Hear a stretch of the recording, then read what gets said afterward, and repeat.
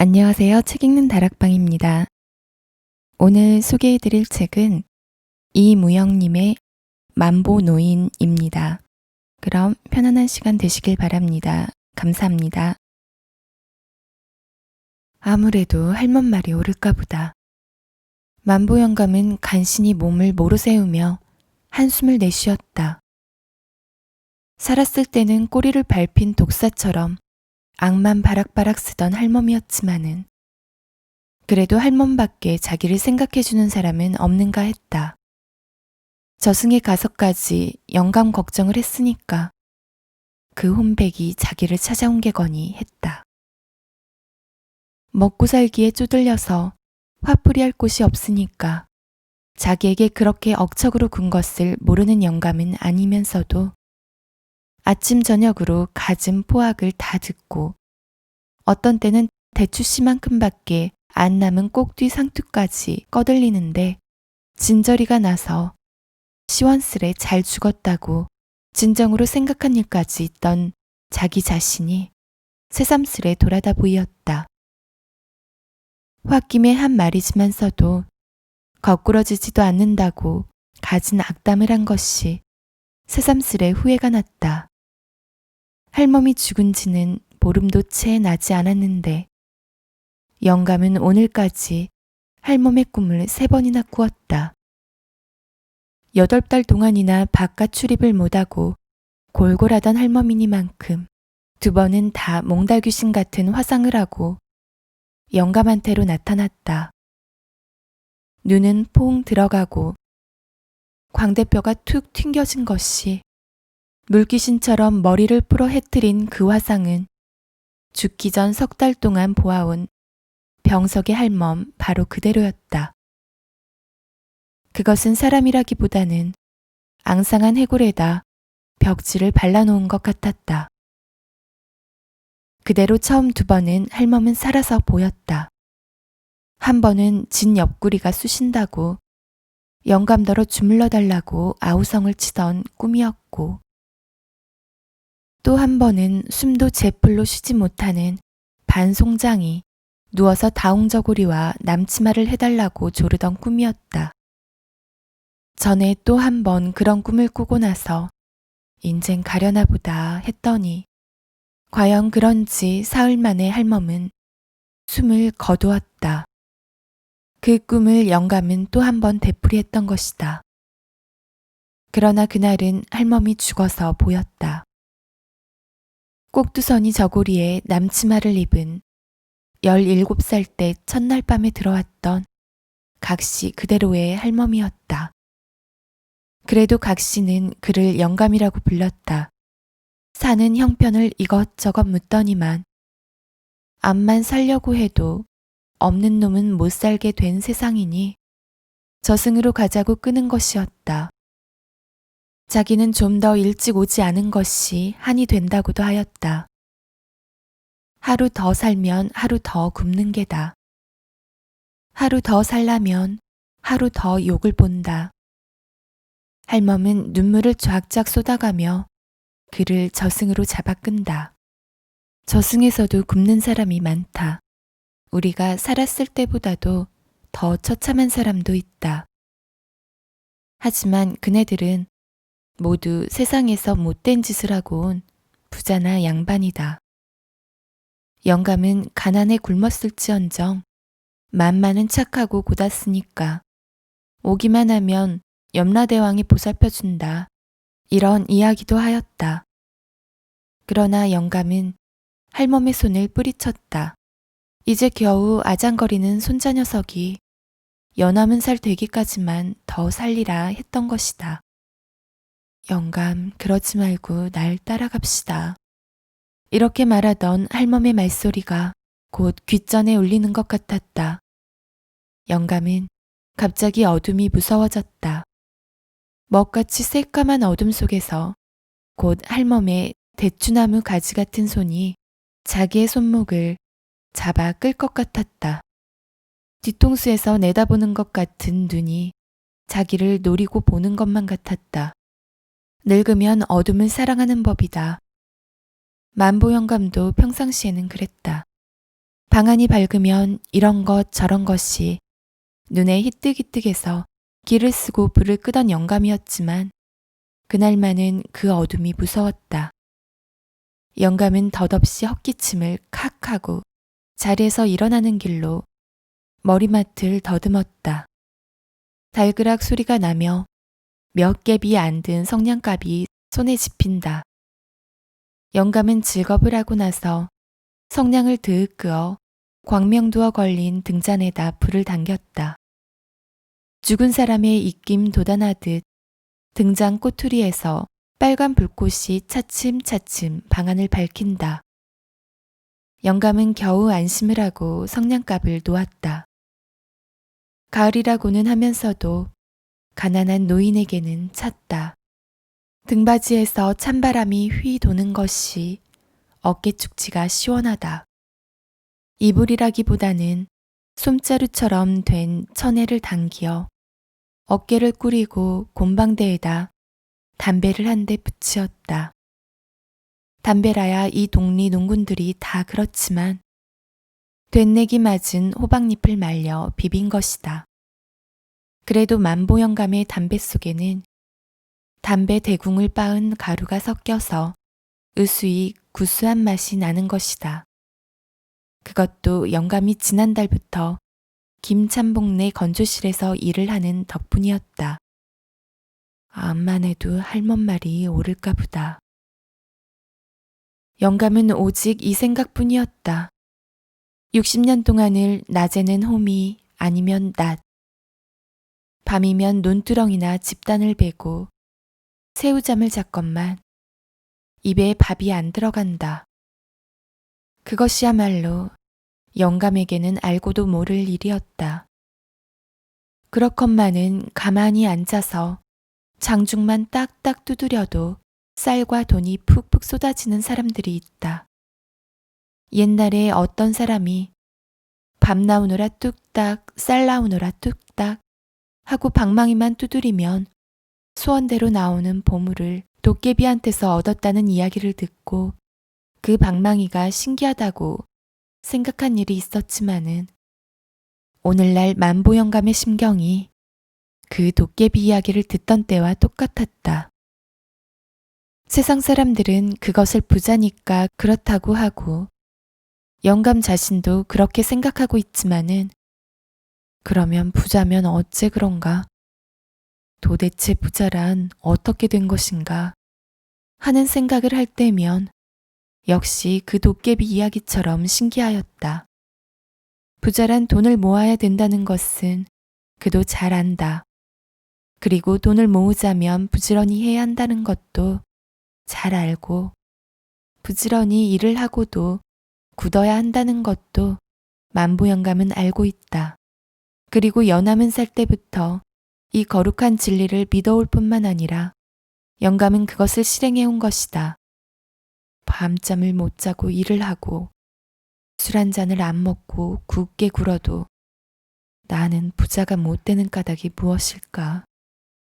다른 사람은 가만히 앉아서 담뱃대만 두드려도 부자는 부자란 말이다. 그것은 아무리 생각해 보아도 모를 일이었다. 옛날에는 적어도 20년 전까지는 양반이 못 되어서 그렇다고 생각해 왔었다. 개불 상놈이니까 부자가 못 된다고 해왔었다. 그리고 양반 아닌 쌍놈이 부자 되는 것을 본 적이 없었다. 땅 한마지기, 밭 한 떼기 없던 양반들도 걸핏하면 몇천 석구니가 되는 것을 그는 보았다. 그렇던 그 진리도 근자에 와서는 깨지고 말았던 것이다. 그 시절에는 끼니가 간데 없던 양반도 금시 발복을 하더니만 근자에 와서는 그 양반들도 옴치고 뛰지도 못한다. 아무개 자손이요, 아무개 집안이라고 그것만 팔아도 돈이 푹푹 쏟아지던 그 거룩한 양반도 요새 와서는 단 일전 한 푼의 값어치도 못 되는 것을 만보 영감도 발견한 것이었다. 그 양반도 지금 와서는 면사환만한 값도 없는 것을 보고 있다. 그러나 그뿐만 아니라 또 한 가지 이상한 것은 옛날의 상놈도 지금은 의젓한 부자 노릇을 하고 있는 것이다. 그럴진데 옛날의 상놈과 지금의 양반이 서로 맞바꾸인 것인가? 이렇게도 생각해 보는 것이었으나 그렇다면 자기도 지금까지 몇 대를 두고 상놈 노릇을 해왔고 보니 자기에게도 양반 차례가 응당 찾아와야 할 일이었다. 그렇건만은 지금의 자기는 양반도 아니요. 또 부자도 아니다. 그것이 생각할수록에 까닭을 모를 일이었다. 결국 그가 얻은 대답은 팔자였다. 팔자를 그렇게 타고난 것이라고도 했다. 그리고 그 팔자는 30년에 한 번씩 변하는 건가? 도 했다. 자기가 30시절에 양반과 상놈이 팔자를 바꾸었으니까 이번에도 한 30년만 되면 또 변할지도 모른다고 생각하였다. 이번에 또 변한다면 그때는 자기 차례가 올 것 같았다. 그리고 그 30년은 3, 4년만 지나면 될 것 같았다. 그러나 그 다음 순간 만보는 다 부질없는 생각이지 하고 모든 것을 단념한 듯이 자리에 쓰러졌다. 어둠 속이 싫기는 했지만은 삼전은 주어야 석유 한 등잔 살 생각을 하니 필시 늦지도 않았을 겐데 장등을 할 수는 없었다. 손으로 붙여 불을 끄고는 어둠이 보기 싫다는 듯이 눈을 딱 감는다. 어느 때인지 떠들썩하는 바람에 만보 영감은 다시 잠이 깨었다. 처음에는 술꾼이거니 하고 누웠으려니까 바로 벽 한 겹 격한 윗방에서 뭐라고 외마디 소리가 들린다. 그러더니 무엇이라고인지 며느리의 쫑알거리는 소리가 뒤미쳐 나고 또 한 번 창복의 외마디 소리가 꽥 난다. 이것들이 또 트저거리는구나 하고 영감은 다시 일어나 불을 켜고 가만히 귀를 기울였다. 새벽이나 되었는가 했더니 아직도 폐주우 하는 순경꾼의 소리가 들리는 것을 보아 닭도 안 운성 싶다. 영감이 일어난 줄을 알았는지 윗방에서는 잠잠하다. 그래서 다시 누우려고 하니까 그래, 당신은 뭘 잘했다고 큰 소리여? 하고 팩 달려드는 듯 싶은 며느리의 소리에 또다시 영감은 상체를 벌떡 일으키고 내가 깨었다는 듯이 헛 담뱃대를 문지방에 대고 딱딱 턴다. 그러나 흥분한 젊은 애들은 아버지의 담뱃대 소리쯤에 질리지는 않았다. 내가 잘못한 건 또 뭐야? 창복이도 지지 않고 소리를 높인다. 영감은 가만히 일어나서 문을 열고 밖으로 나가서 윗방 문틈으로 방 안을 들여다보았다. 어린 것은 아랫목에 철없이 잠이 들었고 아들과 며느리는 싸마던 닭처럼 서로 노리고 앉았다. 그야말로 내가 술을 먹고 다닌단 말이냐? 노름을 했단 말이냐? 아닌 말로 계집질을 해서 돈을 썼단 말이냐? 술 안 먹고 계집질만 안 하면 제일 인성 싶군. 피둥피둥 젊은 년을 거지처럼 해내세워도 그 말에 창복이도 할 말이 없는지 잠잠하다. 그러더니 땅이 꺼지게 한숨을 쉰다. 여보, 그래 내가 일부러 당신을 그렇게 해 내돌린단 말이유. 그래 당신은 그렇게 생각하오? 뭐요? 그럼 아무리 가난하다기로써니 사죽이 멀쩡한 사내가 계집 하나를 벗겨서 내돌려? 뭘 잘했다고 큰소리여? 하고 영감은 한숨을 쉬며 기운 없이 문깨를 물러나서 하늘을 쳐다보았다. 능히 셀 수 있을 만한 별이 군데군데 떴을 뿐이다. 만보 영감은 기둥에 기대어 섰다가 기둥에다 등을 비비고 그대로 봉당에 내려앉았다. 그는 안 볼 것을 본 것처럼 머리가 아찔했다. 시꺼먼 어둠 속에 앉아서 아무도 잘못한 것이 없건만은 잘했느니 잘못했느니 하고 싸우는 자식 며느리의 악다구니를 듣고 있으려니까 벌써 40여 년 전에 아랫말 기름집 건너방에서 신접 살림을 시작하던 때 자기 내외가 회상되는 것이었다. 그때의 그들도 지금 창복 내외의 나이 또래였다. 몇 달 동안 군소리 없이 살아갔지만 그때의 그들도 창복 내외처럼 어느 날 안 싸운 날이 없었다. 악만 바락바락 쓰는 아내를 달래기도 하고 꼬이기도 하다가 듣지 않으면 주먹질이 나갔다. 그러다가 한바탕 드자비를 놓고서 기진하면 쓰러져 자고 했던 것이다. 그래도 정 안 들으면 너 죽고 나 죽자고 부엌에서 식칼을 들고 나대기까지 한 자기였다. 그래도 그때는 설마 나으려니 하고 하늘에서 별 떨어지기를 기다리듯 살림이 늘 때를 바랐다. 그렇게 40년을 속아온 그가 다시금 40년 후 자기의 자식이 또한 자기와 똑같은 드자비를 자기 눈앞에서 되풀이하게 되리라고는 차마 생각지 못했던 것이었다. 그러지 말고 좀 더 참아봅시다 그려. 설마 우리가 한평생 이 꼴이겠소? 40년 전 자기의 아내를 달래던 그 말 그대로를 가지고 자기의 자식이 또 아내를 달래고 있으리라고야 꿈엔들 생각했을까. 창복도 내가 속아오듯이 일평생을 속아가리라. 한 해 두 해 속아 살다가 나처럼 꼬부라지고 말 것이다. 그리고 지금 내가 자식의 방문 앞에서 자식 내외의 싸움을 엿듣듯이 그때는 창복이가 지금 저 어린 것 내외의 싸움을 말릴 것이다. 이렇게 생각하니 몇 개 안 되는 별조차 보이지 않는 것 같았다.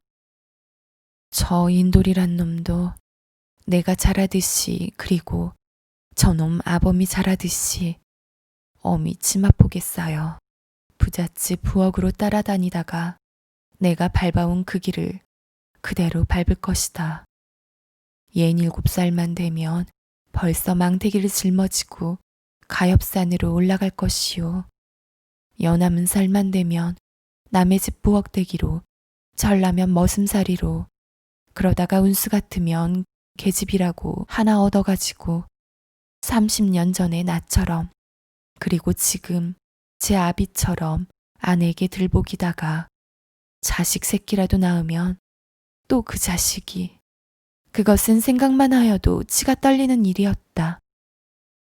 인생이라고 태어나서 마음 놓고 밥 한 번 배불리 먹어보지 못하고 호미와 낫을 든 채 논두렁을 베고 죽는 자기네 일생.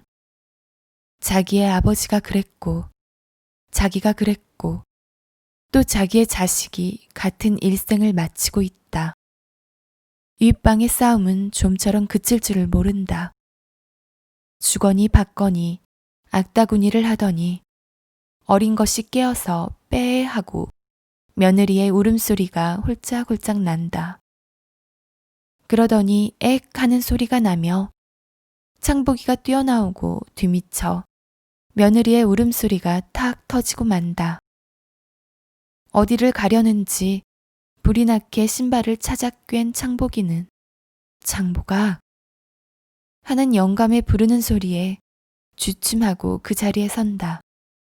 영감은 아무 말도 없이 아들의 소매를 잡아 끌고 아랫방 문 쪽 부엌 앞으로 끌고 갔다. 너희들 왜 그러느냐?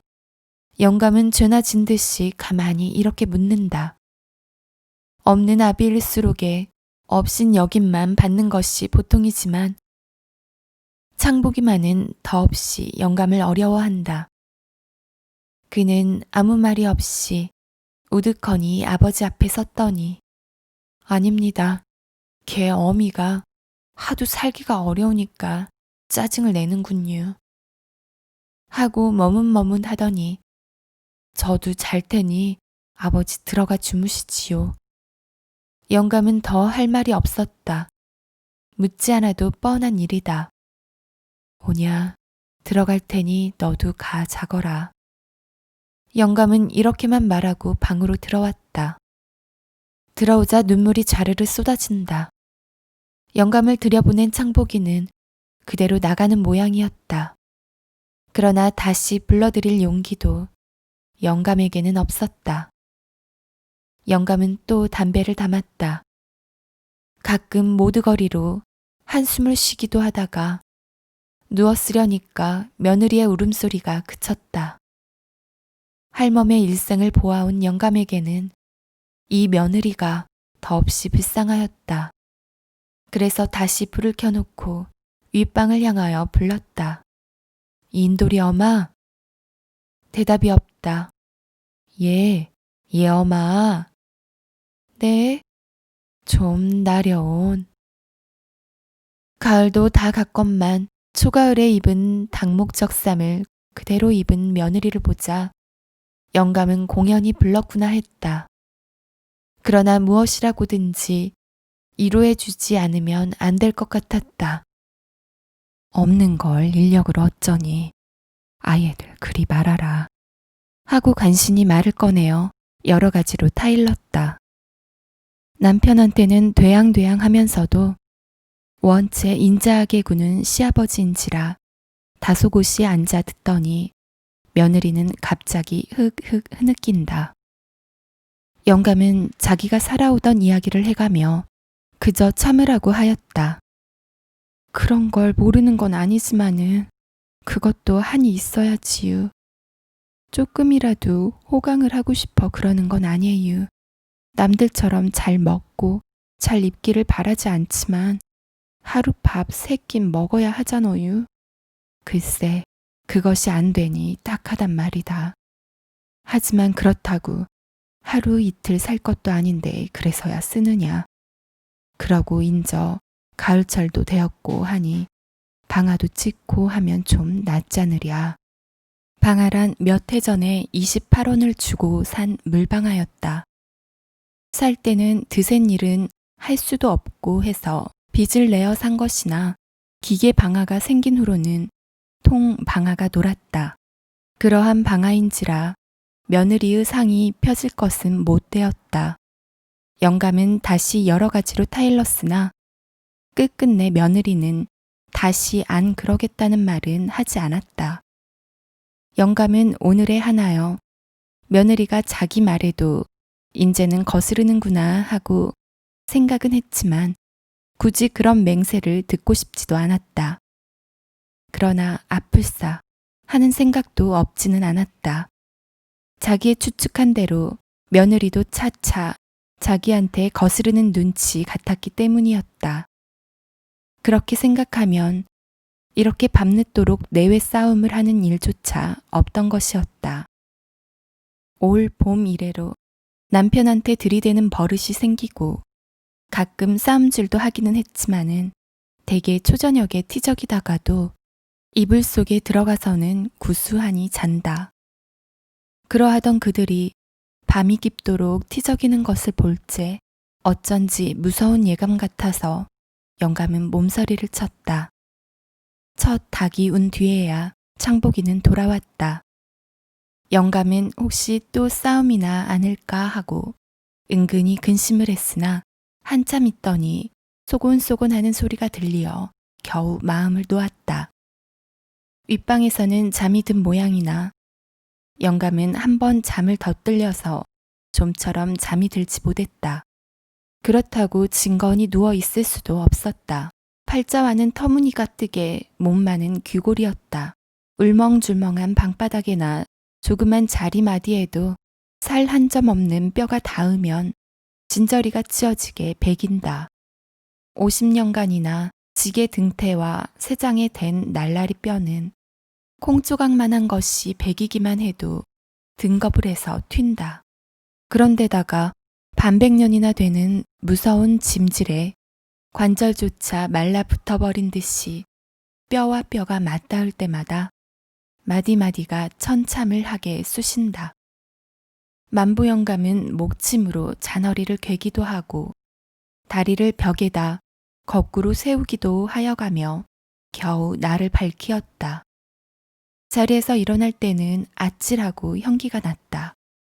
점상처럼 쓸쓸한 아침상을 내몰린 만보 영감은 밥도 내릴 사이 없이 곰방대를 물고 지게에다 집 여남은 단을 얹고 일어났다. 그는 물방아가 제철을 만난 생각을 하니 그지없이 기뻤다. 예, 애엄아, 너 오늘도 조리 갈련?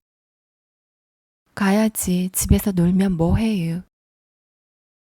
뭘 고단하건 집에 있으려무나. 난 오늘 못 가겠다. 왜 어디 일 가셔유? 웬걸, 인전 방학군도 차차 올 때가 아니냐. 영감은 큰 수나 나는 것처럼 호기 있게 이렇게 대답하고는 밖으로 나갔다. 담배가 전매로 되자 시주에서는 웬만한 집이면 담배 건조실 한 칸쯤은 갖고 있었다. 김찬봉은 이 동리에서도 뽐내는 부자인지라 건조실도 제일 많았다. 시주는 조선에서 황색 연초 경작으로 으뜸이었다. 김창봉은 시주에서도 넷째가 된다.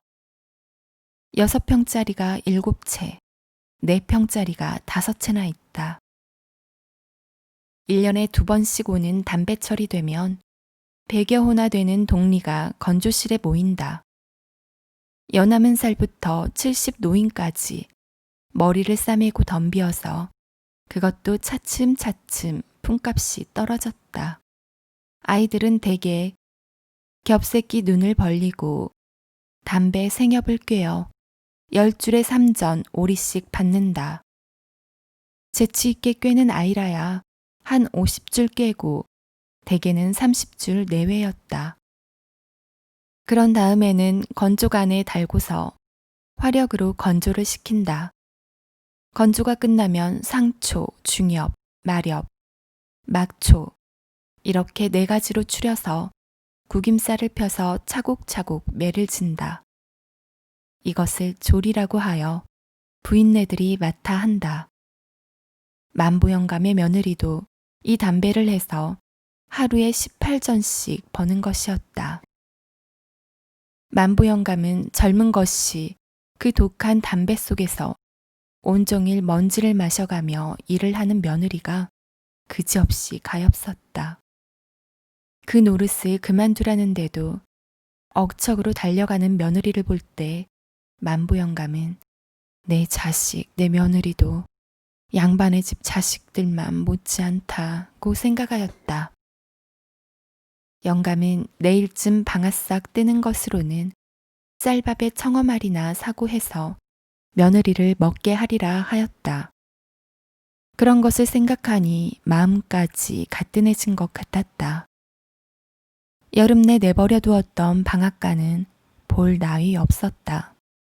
초가을에 지붕에는 군새도 질러두고 바람 가림만은 해두었지만 요전날 비에 언덕이 또 무너지고 날씨가 선선해지니까 거지들이 울타리를 뜯어다 깔고도 자고 불을 피우기도 해서 도깨비 처 간즉 같았다.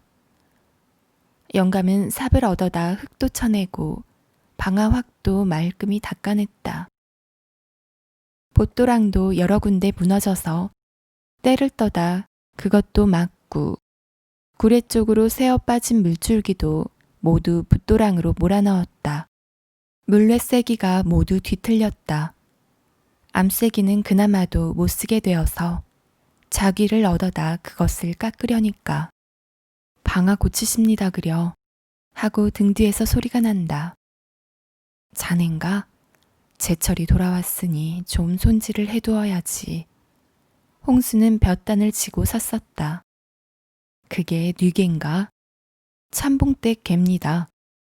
인저 타적을 보려나 온. 좀 나려놓고 쇠따 가게나 그려.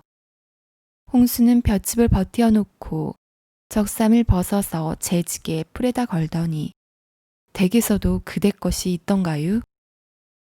있지. 아늑골 서맞이기가 그게 아닌가. 하지만 서맞이기에도 도지가 2섬, 7마리나 되니 모르지. 도지나 될는지 온. 실상 이렇게 말은 하면서도 영감은 속으론 양석은 났을 거니까 한 서너 섬 떨어지거니 하고 마음속으로는 흡족해 했다. 저도 그런걸요 뭘. 신단이 2마지기는 도지하고 나니까 배 4말 떨어지던데요. 올해는 더군다나 마당 쓰레기까지 박박 긁어가니 거 젊은 사람이 너무도 야박하대나 그려. 젊은 사람이란 김찬봉의 둘째 아들 상순이었다. 전문학교에 2달 다니다가 학비 들여서 전문학교를 다니는 것보다 그동안에 단 몇 푼이라도 돈 버는 것이 장사라고 면서기를 6년째 다니어서 지금은 회계원으로 있는 터였다. 사람 빡빡하지요. 그런데다가 글줄이나 배웠다고 어찌나 심수가 빠른지. 사람이야 똑똑하지만 너무 되양되양하니 뱃속에 양반만 잔뜩 들어서 반지 빠르기란. 이런 이야기를 하다가 홍수는 지게다리에 팔을 넣으며 노인네가 애는 쓰시지만 그놈의 발동기 때문에 어디 셈이 돼야지요? 누가 아니라나. 부용내는 벌써 쌀자루만 7섬을 떴다던데요. 7섬? 하고 영감은 핏대까지 올렸다. 부용이란 이 동리 구장이다. 저런 죽일 놈에. 그래 거미 궁둥이처럼 생긴 그놈의 연모가 우리 방아가 3년 번 돈을 한 파수에 벌었네 그려. 홍수가 보이지 않도록 영감은 번이 앉아서 발동기와 물방아를 대조해 보았다. 전에는 가을철만 찌어도 4-5섬 얻어먹었다. 그러던 것이 발동기가 생긴 후로는 차차 물방아를 찾아오는 사람이 줄어가서 지금은 단 한 섬도 마음 놓고 삭을 찧어보지 못했다. 발동기라는 소리를 듣기만 해도 영감의 주먹은 부르르 떨렸다. 칙칙칙 하고 세차게 돌아가는 피대를 볼 때마다 달려들어서 잘 드는 낫으로 선버 끊어버리고 싶은 충동을 여러 번 억제했던 것이다. 그러나 그 다음 순간 영감은 말을 돌렸다. 뭘 그까짓 것 있으면 대수냐. 그래도 물방아 찾아올 사람은 찾아오지. 호되게 빠르기만 했다 뿐이지. 싸래기야 야식 나야지. 그러나 사실은 만보영감의 기대와는 아주 어그러졌다. 이튿날 점심때가 훨씬 기울 때까지 목수 윤서방을 술 받아주고도 50전이나 주어가며 공이세기를 해맞춘다. 확도를 바로 앉힌다 했건만 아무도 그에게 별을 지고 오는 이가 없었다. 그날 밤 만보영감은 며느리를 보고 예 엄마 너 돈 있니? 하고 가만히 물었다. 돈은 모아서유? 아 글쎄 돈 한 10량 있었으면 좋겠구나. 없지만 일한 걸 찾으면 한 10량 될까 모르지유. 옳지 그럼 됐구나. 하고 영감은 더없이 만족해하는 눈치다. 만보영감은 며느리가 찾아온 80전을 들고 불이 나게 나가더니 쌀 5대와 북어 2마리, 백지 1장, 막걸리 1잔, 초 1가락 이렇게 사들고 들어와서 밤으로 떡살을 담그게 하고 그 이튿날 밤 이슥해서 떡시루를 창복이한테 시켜가지고 물방앗간으로 갔다. 손을 말끔히 씻고 방앗간 대들보에다 백지와 북어를 매달아 놓고 방아확 앞에 떡시루를 앉혀놓은 다음 무엇이라고 중얼중얼하며 빈다. 얼마를 빌고 나더니 저를 넙죽 3번이나 하고 일어서며 너 어머닌 참 잘 빌더라만 하며 호인의 웃음을 넌지시 웃고 아들 내외를 쳐다보는 것이었다. 인돌어미 생일엔 우리 한번 잘 해먹자. 만보 영감은 이런 소리까지 하며 더없이 기쁜 모양이었다. 그날 밤에도 손자놈을 무릎에 앉히고 며느리한테 이야기를 하고 있었다. 아늑골 겉에서 석섬은 날 깨고 봉화두께에 섬 반은 될 깨고 방아싹이 두 섬 쌀은 될 깨라. 그렇다면 두 섬만 팔아서 조합돈 갚을 요량하고 장려 벼 먹은 게 15말. 그러고 방아싹 뜨는 건 삼동 양식하고 그러면 또 그양저양 살아가는 게지. 그렇잖느냐, 예? 며느리는 어머님 상포한 건 세금은 구장센, 농회빈, 진홍회빈 하고 주워 섬기면 끝이 없을 것이로되 꿀꺽 참았다. 물론 만보영감만 한데도 그만 것을 모를 리는 만무하였다. 지난 30년간 그는 누구보다도 충실한 납세자였다. 그는 일찍이 호세 대신에 단거리 한 개뿐인 가마솥까지 떼어다 바친 일까지 있는 가장 선량한 사람이었다. 부자들의 몇천 원, 몇만 원 하는 고사를 받아먹기에 길든 말하는 바 신은 만보영감의 가족에게는 대금일지 모르나 끼케야 80전인 고사에 신의 마음이 도라앉을 리는 만무하였다.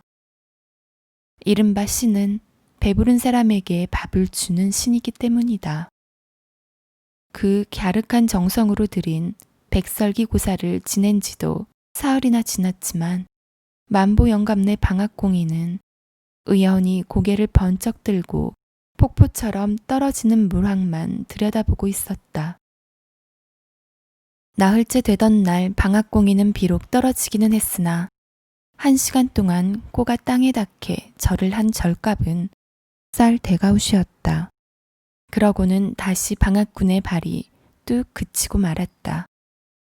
그새에도 아랫말 부용내 발동기는 밤이 이슥토록 쿵쾅거렸다. 6마력짜리로도 오히려 당하지를 못해서 새로이 3마력 반짜리 한 대를 사들였다.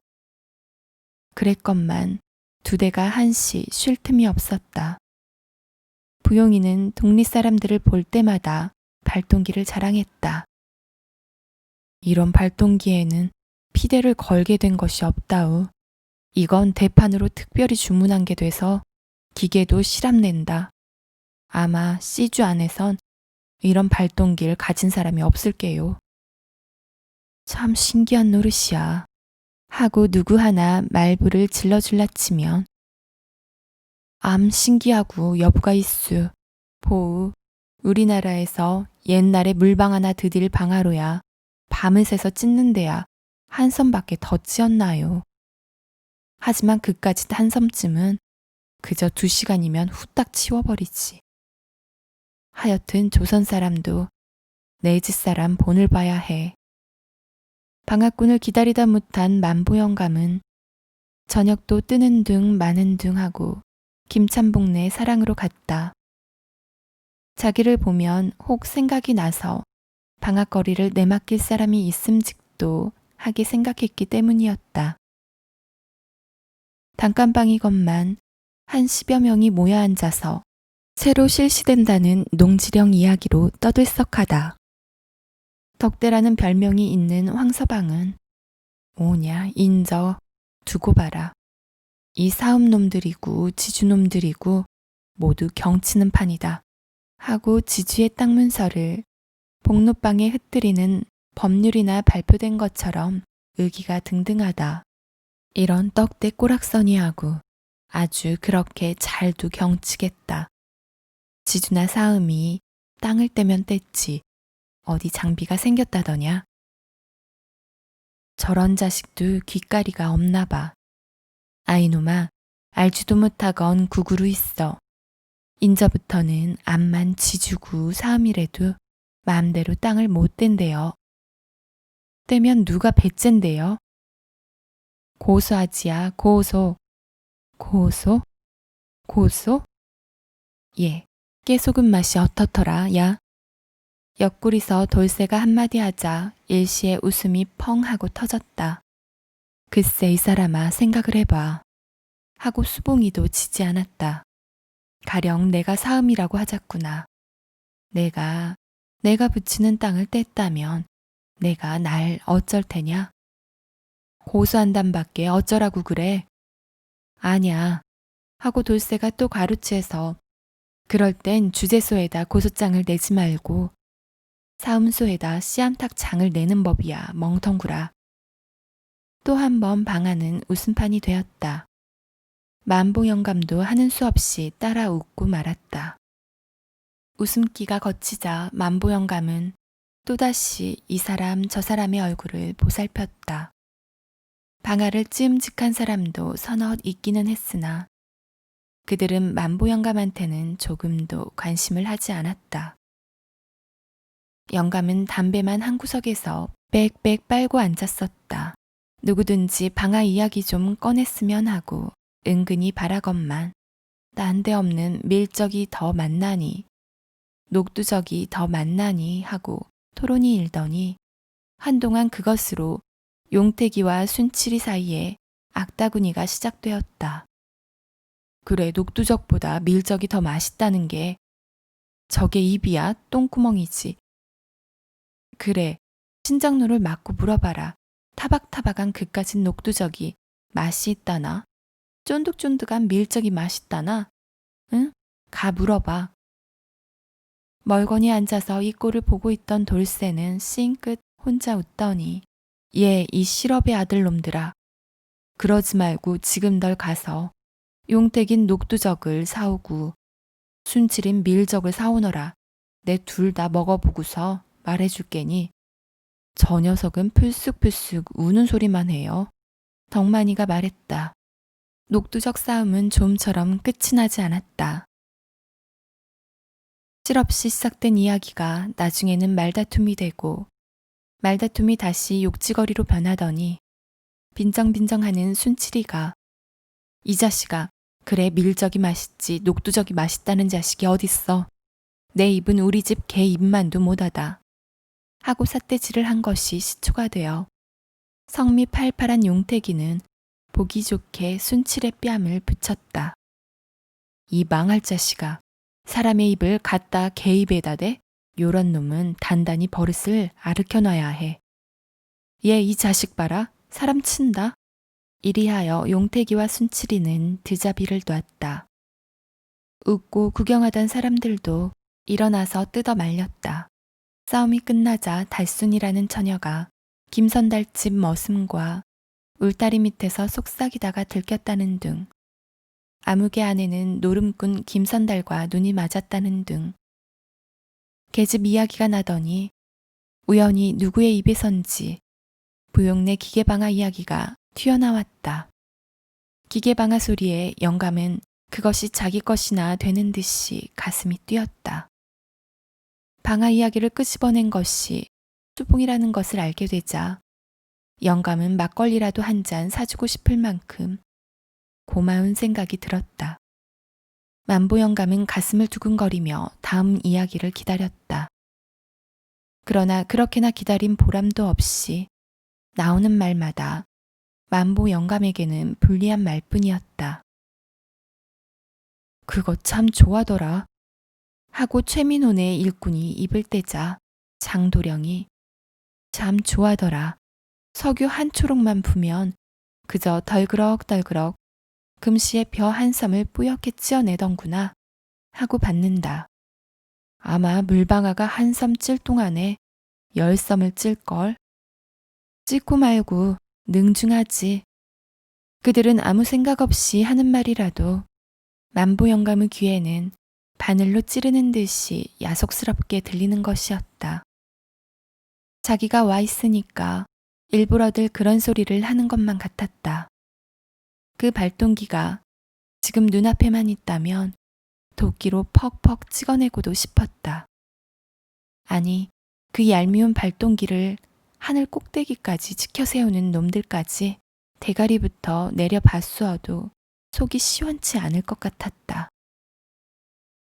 그럴 때 그 중에서는 가장 나이가 많은 정생원이 발동기가 쉽기는 하지만은 밥맛이 없어지느니 밥을 해놔도 구수한 맛이 적어서 내일 쌀이나 찔 깨지 양식 쌀은 아예 찔 것이 아니니 하는 바람에 만부 영감은 입이 딱 벌어졌다. 그게 옳은 말이지. 기계에서 빠져나온 쌀이 밥을 내놓으면 모양한 게 건물이 지르르 흐르느니 그 말소리가 하도 흥분된 것이어서 방 안 사람은 모두 영감을 치어다 보았다. 한목에 몇십 석씩 찢는 게 아니면 물방아가 났지 하고 정생원이 다시 한마디 보태자 만부 영감은 신이 나서 그렇지. 옳은 말이고 말고 하고 맞장구를 치는 것이었다. 용한 장터의 타작 소리도 끝난 지 오래지만 만부 영감네 물방아는 여전히 공이가 들보에 매달려 있었다. 이따금 퉁치르르 하는 소리가 나기도 했지만 3시간도 계속되는 적이 없었다. 두말, 서말, 끼케야 단말 그런 것뿐이었다. 그렇건만 부엌내 발동기 소리는 닭이 울도록 찌을 때가 편했다. 만보 영감은 부뚝에 나와서서 멍하니 발동기 쪽을 바라보고 섰다. 내 식구의 목숨을 메고 있는 물방아는 빗물만 철철 흐르건만 부잣집 발동기는 콩콩 찢고 있다. 하루 밥 3끼는 고사하고 한 끼씩이라도 밥맛을 보겠다고 애를 쓰는 사람들의 창자에는 멀건 조당수나 시래기죽도 변변히 안 떠넣어주고 몇백 석씩 추수를 하고도 해마다 땅을 사들이는 부잣집 창고에만 쌀짝을 갖다 배겨주는 이 세상에 대한 울분과 다 쓰러져가는 물방아를 버니 지키고 섰는 자기를 조소하는 듯이 콩닥콩닥 재미나게 찢는 기계 방아에 대한 원한이 만보 영감의 가슴 속에 불을 부어주는 것이었다. 그래도 참아야 한다. 이렇게 생각하고 입술을 깨물자 눈물이 좌르르 쏟아졌다. 인생의 일생이란 마치 단추구멍 끼우는 것과 같은 것이지만은 이 진리는 불행히도 만보 영감의 경우에까지 들어맞고 말았다. 만보 영감은 물방아에만 단념해야만 되지 않고 아늑골 서마지기서 들어오리라고 믿었던 석섬까지 단념하지 않으면 안 되었다. 창복이 부자의 억척 5마리나 서마지기를 떨었으나 거기에 또 한 억척이 남아 있었다. 받으려는 김참봉의 억척은 타작 마당에서 도지 2섬 7말에 장리뼈 10말 먹은 것이 10단말, 김참봉이 용안장터 금융조합원 감사인 관계로 조합돈으로 나머지를 제하고도 오히려 27원이 부족이 되었던 것이다. 이리하여 만보 영감이 벼르고 벼른 며느리의 생일날 청어콩댕이 하나 구워보지 못하고 그나마도 저녁에는 멀건 죽국물을 마시지 않으면 안 되었던 것이었다. 죽으로 배를 못 채운 그네들의 봉당에도 달빛만은 명랑하였다. 창복이와 며느리는 그날 죽상을 놓고 티적거리다가 제각기 어디론지 나가버리고 울다 지친 인돌이란 놈만이 영감의 무릎에서 쌕쌕 잠이 들었다. 밤도 으스히 깊은 모양이다. 멀리서 순경꾼의 폐주 소리가 서릿바람을 타고 들려올 뿐이다. 세상은 점점 야위어가는 것 같았다. 농사를 지을 줄 모를 때는 그래도 쌀밥이 입에 들어갔더니 줄모를 심고 암모니아도 주어 몇 곱절 농사를 지어도 1년을 쌀밥 한 그릇 차지되지 않는다. 그전에는 세목에나 돌던 순경도 초가을부터 폐주 소리가 들리고 영감의 가슴 속에는 갑자기 회오리 바람이 불기 시작했다. 그러나 영감은 참을 줄을 알았다. 인도리를 아랫목에 눕히고 우두커니 앉았으려니까 더없이 눈물겨웠다. 반백년을 하루 한시 쉬지 못하고 일을 했건만 쌀 한 되박이 항아리에 없단 말이냐. 영감은 기진하여 찬 줄도 모르고 벽에 기대어 눈을 딱 감았다. 영감, 고생 좀 작작하고 날 따라오시우. 하던 할멈의 말소리가 금시의 귀에 쟁쟁하다. 바로 귓바퀴에서 귀뚜라미가 째르르 한다. 지금의 만보 영감은 완전히 어둠한테 정복을 당하고 말았다. 모든 것이 어둠이었다. 눈에 보이는 것도 어둠, 가슴 속에서 느껴지는 것도 어둠, 눈앞에 박두한 죽음이 자아주는 싸늘한 감촉을 주는 어둠, 가슴을 내려덮는 것도 어둠. 그는 완전히 어둠 속에 사로잡히고 말았다. 만보 영감은 바짝바짝 다가오는 어둠을 그것이라고 느끼었다. 야금야금 가까워오는 어둠. 차츰차츰 지내가는 어둠. 그 어둠 속에서 할멈의 목소리가 들려온다. 영감, 내 말이 왜랍디까? 어서 날 따라오슈. 할멈의 말이 옳은가 보다. 영감은 가만히 생각해 본다. 이 세상에 인생이라고 다 태어난 그날부터 인간의 일생의 전부인 반백년을 나는 일을 했다.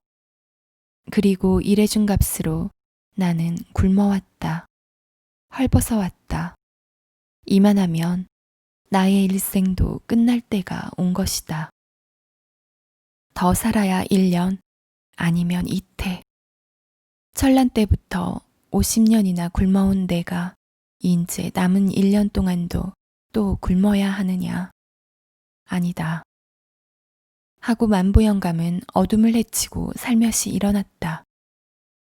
일어났다가 다시 굽히어 정신 모르고 자는 인돌의 얼굴에 눈물을 두어 방울 떨어뜨리고 고사리처럼 야무지게 쥐어진 손을 어루만지다가 할멈 말이 맞구나 하고 일어났다.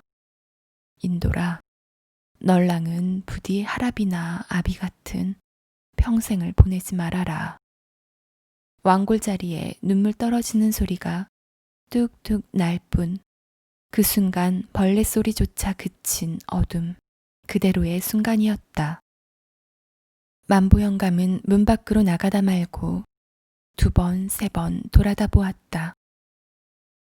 마당까지 내려섰다가 다시 들어와 인돌의 뺨을 어루만지다가 다시 나왔다. 그는 마치 뛰어나오듯 했던 것이나 동작은 그의 마음과는 정반대의 작용을 했다. 쌀이 삽작에 와서 또 한동안 서서 눈물을 씻다가 쌀이 삽작을 번쩍 들어 지그시 지치고 물방앗간으로 올라갔다. 그 사이에도 눈물이 가리어 영감은 2번이나 길가 논바닥으로 기어 들어가지 않으면 안 되었다. 눈이 부실 만큼 쨍쨍한 달밤이건만은 만보 영감의 가는 길은 어둠의 길 그것이었다. 방앗간에도 달빛은 있었다. 영감이 공이를 메어 달았던 줄을 잡아낚고자 쾅 하고 멋무르는 공이는 확을 내려찍고 펄쩍 뛴다.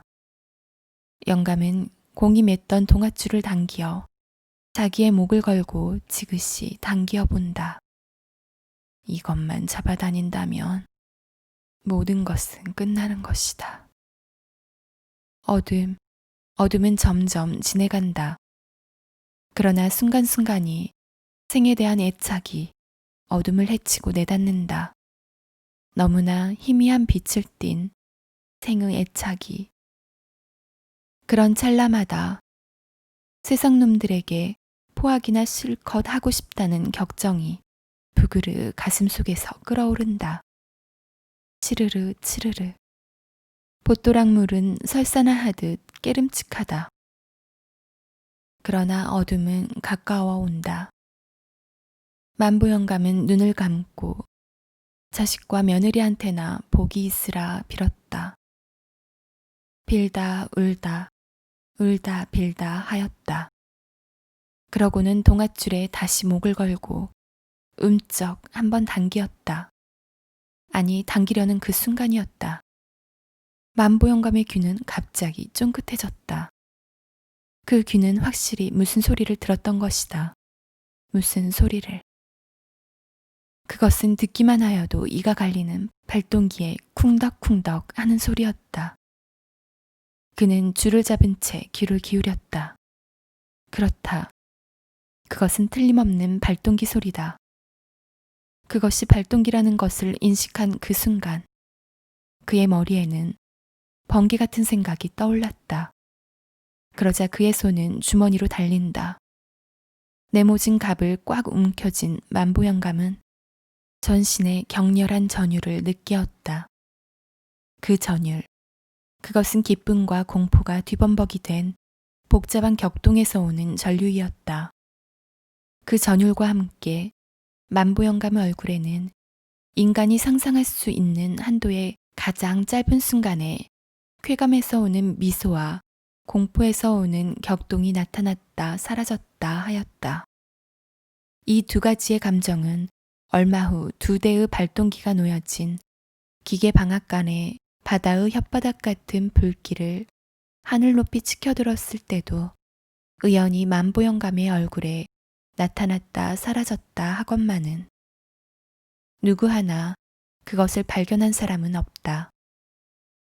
이 때 아닌 불길에 놀라 허리골춤을 지켜주고 모여든 군중 속에서 갑자기 깨어진 징소리 같은 웃음소리가 와르르 터져나왔던 것이다. 군중의 눈은 그쪽으로 사태처럼 몰리었다. 그것은 말할 것도 없이 만보영감이었다. 만보영감의 입에서 터져나왔다는 것을 깨달은 사람은 만보영감이 선 그 언저리 사람 몇 밖에 없었다. 그만큼 이 기상천외의 웃음을 터뜨린 영감의 입은 그 다음 순간 딱 봉해졌던 것이었다. 포플러처럼 쭉쭉 뻗은 불길에 비친 영감의 얼굴은 비장 그것이었다. 펄펄 날리는 불길을 자기의 눈꺼풀 속에 들이삼키기나 한 듯이 영감의 눈은 그 불길을 응시하고 있는 것이었다. 그 표정이 약 1분 동안을 지속되다가 무슨 말이 나올 듯 영감의 이 먼저리는 옴직옴직하기를 다시 한 30초, 아니 그것은 더 긴 시간이었을지도 모르는 것이었지만은 그런 다음에 헛헛헛 하는 후렴없는 웃음소리가 다시금 그의 입에서 터져나왔다. 그러나 그 다음 순간 그의 얼굴은 다시 전으로 돌아갔다. 영감! 하고 누구인지 관중 속에서 그의 팔을 붙들려고 할 그 순간 영감은 번개같이 몸을 솟구어 헛헛헛헛 하고 또 한 번 웃고 날 잡아가거라, 날 잡아가거라 부르짖으며 불맞은 노루처럼 날뛰는 것이었다. 이 만보영감의 얼굴을 살피려는 듯이 불길은 한층 더 높이 높이 기어오르고 있었다.